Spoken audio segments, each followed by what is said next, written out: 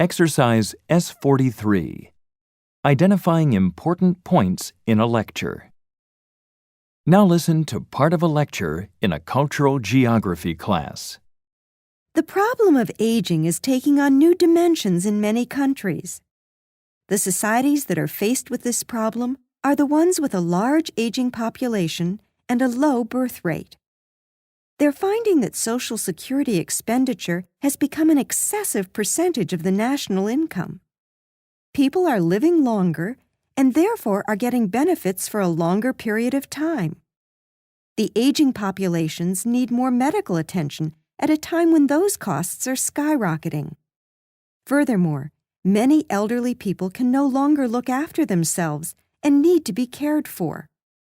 Frequently, neither they nor their families can pay for this intensive care. Thus, the financial burden falls on the state. Those countries where the problems associated with an aging population are most acute are actively seeking long-term solutions.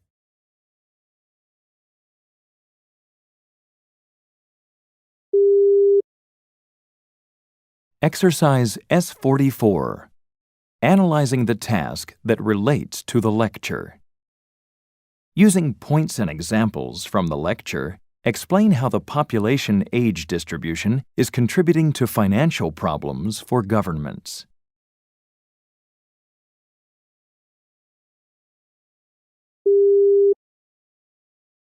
Exercise S48. Responding to the integrated listening speaking tasks. 1. Listen to a conversation between two students. Have you signed up for the GRE test yet? Yeah, have to if I want to get into graduate school. You sound upset. I am. I don't understand why we've got to take that test. I mean, the university can tell whether we're up to graduate work by looking at our grade point average and letters of recommendations. You're just suffering from test anxiety. Yeah, I am. Don't you know those tests are gender biased? Did you know that the average mean scores for women are about 60 points lower than men's on standardized tests, whereas women's grade point averages are higher? Really? No, I didn't know that. So, what's the deal? Well, test anxiety may count. Women tend to suffer anxiety levels that negatively affect their scores. You know, there was a study not long ago in which a control group and an experimental group, both with an equal number of men and women, were given a standardized test. The people in the control group were just given the test, and those in the experimental group were told that the researchers were looking at gender differences. The women in the experimental group scored even lower than the women in the control group. And they think the women in the experimental group were more anxious? Well, that's probably a part of it, but other studies show that men and women approach the tasks differently. So, what do we, us guys, do differently? For one thing, you guys take risks. We're more cautious and try to analyze the items and check our answers. So we work slower, and that's a disadvantage on a timed test. I can see that. What else? Men seem to enjoy trick questions, whereas women find them distracting. Well, I guess I can understand your feelings, but don't you think a university takes these differences into account? I'd hope so. You know, it isn't just women, but ethnic groups and even non-native English speakers have been shown to do better on open-ended tasks like essay tests. The students discuss the problem with standardized testing. Describe the woman's concerns. Then state what you think of the woman's concerns and explain why.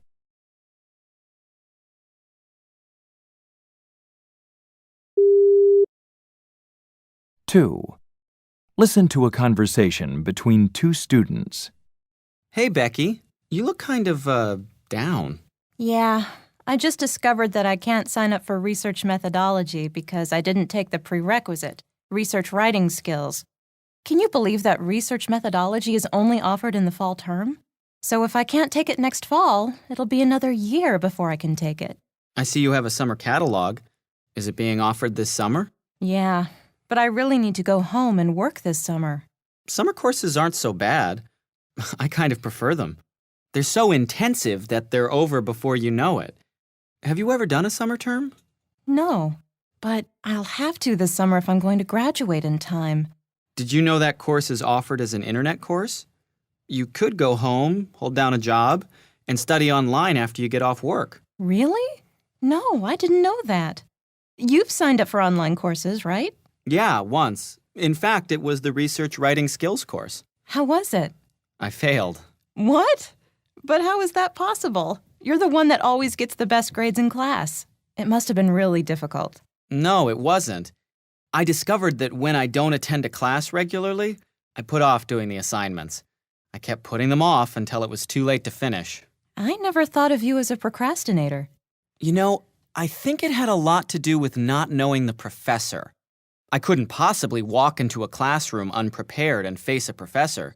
But I never met the online professor and didn't feel the embarrassment of not having my assignments ready. But I think you could manage it because you're motivated. I mean, so you can take that other course next fall.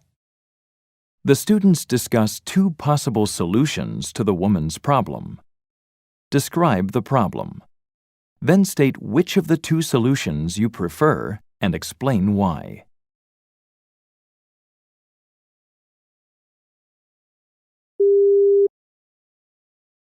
Three. Listen to a conversation between two students. I think we should meet early next week to finalize our presentation. What do you think? Yeah, I think you're right. I'm free on Monday at 2. Yeah, that's good for me. Do you want me to book a study room at the library again? I don't know.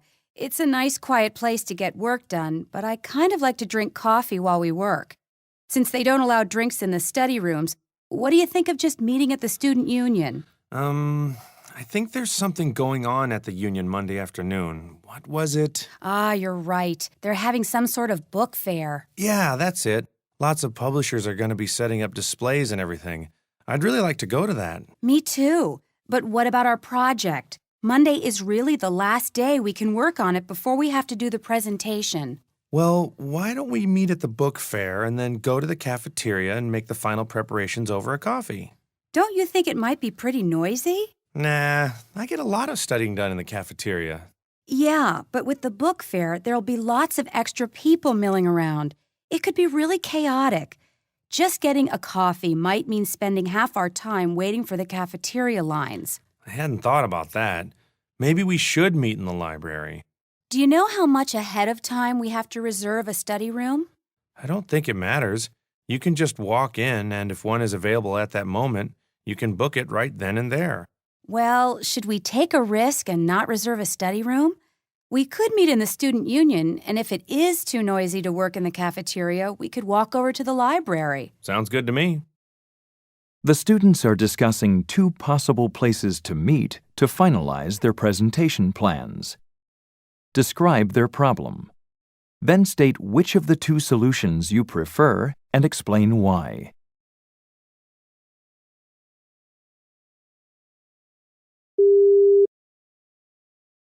Four. Listen to a conversation between two students. I hope they drop the physical education course requirements soon, so that I don't have to take any of those classes. Do you? Personally, I think the decision's a mistake. Really? Why? I mean, Well, I guess the president's right about some students not wanting to take them, but lots of different studies have shown that being physically fit helps people to concentrate better. but really, students should take on responsibility for their own health, don't you think? I mean, they don't need an authority to force them. They should, but they don't. Students frequently get wrapped up in their studies to the detriment of their physical health. Many I've talked to say that they resent having to sign up for the courses, but when they are in the class, they find it stimulating and a good mental break from sitting in the library. Well, they're probably sports-minded. A lot of students, like me for instance, I've never been very good at sports. I absolutely dreaded going to my high school gym class and playing basketball. Well, that's a good point in favor of keeping the physical education courses. Currently, the department's able to offer classes in lots of different sports. The variety of classes offers something for everyone. If the requirements are dropped, those classes will be cut, And that hurts people like you who aren't good at competitive sports like basketball, but who could benefit from something non-competitive like aerobics. I must admit that I'm out of shape, but I still don't think it's the university's job to make me fit. But you probably won't take on the responsibility of getting into shape. And think of all the money that's already been spent on sports equipment and facilities. The equipment will go to waste or break and not get replaced. I think this is a very sad commentary on our university's priorities. There's nothing wrong with putting library facilities and labs at the top of the priority list. Well, that's true, but I'm still disappointed in this decision. The man expresses his opinion about the changes in the physical education requirements for students. State his opinion and explain the reasons he gives for that opinion.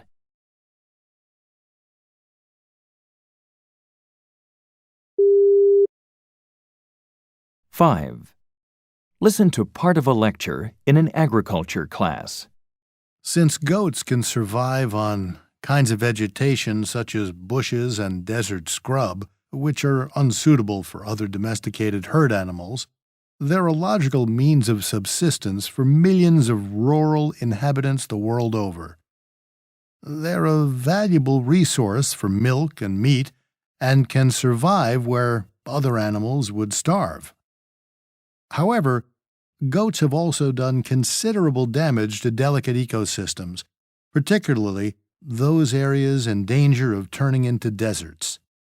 The owners of goats have not kept a balance between goat numbers and the available vegetation, and because of that, overgrazing by goats has destroyed areas of bushes, desert scrub, and herbs, as well as woodland in sensitive environments. This animal does not discriminate about where it gets its nourishment, and often will eat newly germinated plants, thus preventing the establishment of new vegetation. Also, goats destroy woody plants, in other words, the kind of vegetation whose roots are important for stabilizing the soil. Plants need soil to anchor their roots and to provide them with water and nutrients, and the soil needs plants to provide the biological material from which new soil is created. Plants also hold the soil together, stopping it from being driven away by wind and rain. We can say that overgrazing by goats is one of the prime causes of the spread of deserts. Of course, it's not the goat itself that's to blame for the spread of desertification. It's the poor management of the animals that's responsible. What's needed is a large-scale educational program on the importance of soil conservation and the spread of techniques for properly managing grazing animals. Using points and examples from the lecture, explain how goats are related to the spread of desertification.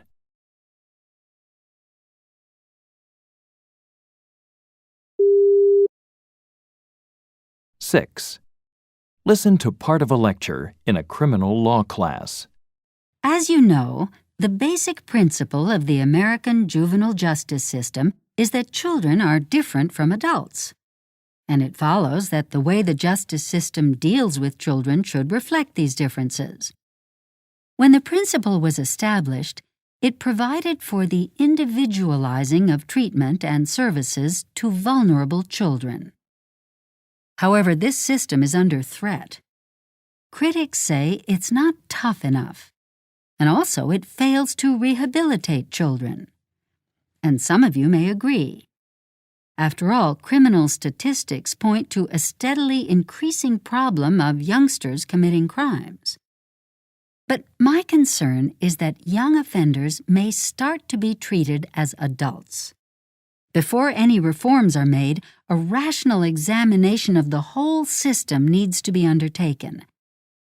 As I see it, there are three key areas of research. The first is accountability. Okay, so, in other words, how are juveniles different from adults in their understanding of criminal behavior? How do we assess their responsibility? Secondly, we need to evaluate risk. risk evaluation. So, this means, how can we determine the chances of a given youth committing a crime, and how can we use this information to prevent the crime in the first place? The third area of research is susceptibility.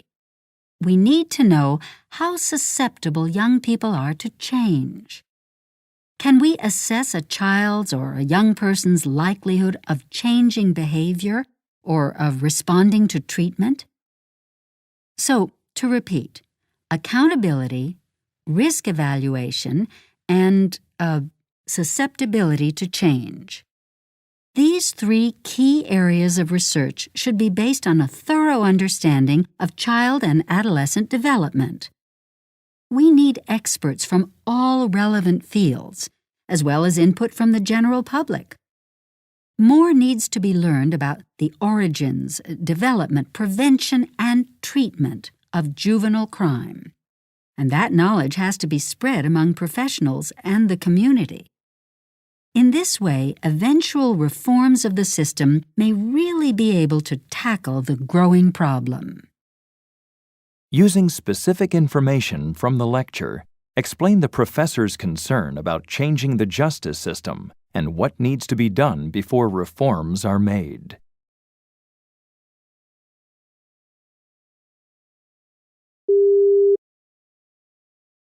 Seven. Listen to part of a lecture in an ecology class. Okay, today I wanted to talk about intermediate technology, which refers to technology individuals can build using the materials at hand. Let me give you an example of the importance of this technology. In parts of the world, collecting fuel for home use, fuel such as firewood, dung cake, or agricultural waste, is not only time-consuming, but the typical patterns of collection lead to problems like deforestation, soil erosion, and ecological imbalances. Experts predict that even if food supplies are adequate for rural populations, fuel supplies for domestic consumption may not be. Considering these problems, aid organizations developed a solar oven. These ovens are cheaply constructed, easily operated, and extremely energy efficient. The oven consists of an inner and outer metal or cardboard box, a top cover, and 2 panes of plain glass. The inner box is painted black to absorb solar radiation. The space between the 2 boxes is filled with an easily available insulating material, such as rice husks, which, because of their high silicon content, neither attract insects nor rot easily. Other usable materials are ground nutshells or coconut shells. Okay? An adjustable mirror is mounted on one side of the oven box, and this mirror reflects the sunlight into the interior of the box. A sufficiently high temperature can be maintained to cook food gradually but thoroughly. Apart from being cheap and energy efficient, the solar oven has other advantages over traditional fires. First, indoor wood fires produce smoke that causes respiratory and eye diseases. They're also a fire hazard, especially for small children. Also, the combustion of biofuels produces carbon dioxide, methane, and other greenhouse gases that contribute to global warming. Okay? So, this intermediate technology, the solar oven, has made a significant improvement in the lives of millions of families in rural societies. Using points and examples from the lecture, explain how the use of intermediate technology is important for rural societies.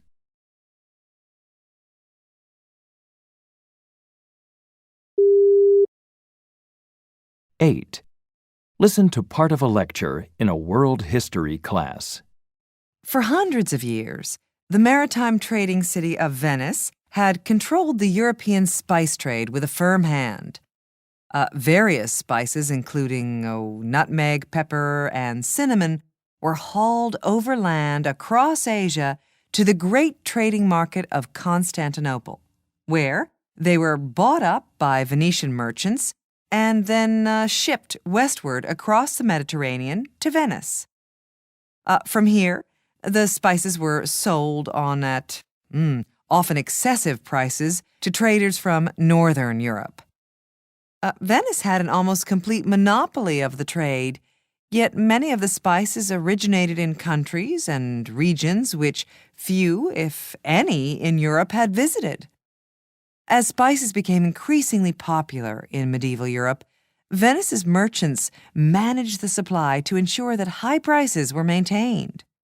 But in the late 14th and early 15th centuries, hundreds of other maritime nations attempted to get a share of the spice trade.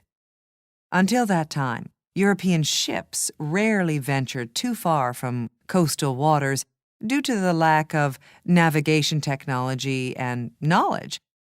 But gradually, as new methods of navigation were developed, the Spanish and Portuguese learned how to successfully send ships onto the open sea.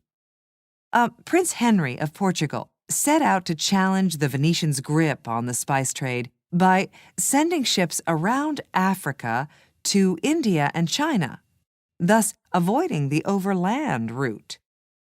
The King of Spain sent ships westward across the Atlantic Ocean in the hope of reaching India from the opposite direction. As is well known, the Italian navigator Christopher Columbus eventually reached the American continent by sailing westward, but didn't find the spice regions of Asia that had been his goal. Within a few years, the Portuguese explorations paid off when the explorer Vasco da Gama reached the west coast of India and returned to Portugal with spices and jewels, as well as the news that the Indians were willing to pursue trade. Using points and examples from the lecture, explain how maritime nations affected the spice trade in Europe.